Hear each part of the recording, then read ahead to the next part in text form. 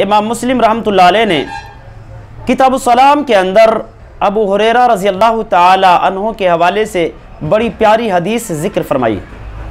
रवायत इस तरह से वान अबी हुरैरा रज़ियल्लाहु ताला अन्हु अन रसूलिल्लाह सल्लल्लाहु अलैहि वसल्लम क़ाल मन क़तल वज़गन फ़ी अव्वली ज़रबतिन फ़लहु कज़ा व कज़ा हसनत। आप सल्लल्लाहु अलैहि वसल्लम ने इरशाद फरमाया कि जिसने छिपकली को एक ही वार में मार डाला तो उसको इतनी इतनी नेकियां मिलेंगी।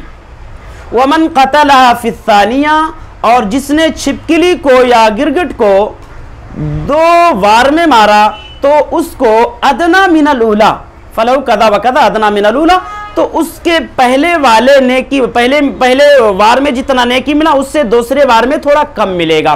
वमन क़तलहा फ़ी ज़रबति सालिसा फलहु कज़ा व कज़ा हसनतन अदना मिनल लज़ी ज़करहु फ़िल मर्रति सानिया, और जिस शख्स ने छिपकली या गिरगिट को तीसरे वार में मार करके ख़त्म किया तो उसको दूसरे के बनिस्बत तीसरे वार में कम सवाब मिलेगा।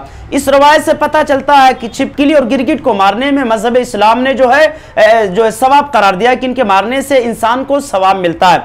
अब यहाँ सवाल पैदा होता है कि एक वार में मारने से जो है इंसान को ज़्यादा सवाब मिलता है। जी हाँ, आप सल्लल्लाहु अलैहि वसल्लम की बड़ी प्यारी हदीस है, जब किसी को मारा जाए तो ये कत्ल किया जाए, इज़ा क़तलतुम फ़अहसिनुल क़ित्ला, जब किसी को जब तुम कत्ल करो जानवरों को या किसी को भी कत्ल करो, कॉमन बात है, किसी को भी कत्ल करो तो अच्छाई के साथ कत्ल करो।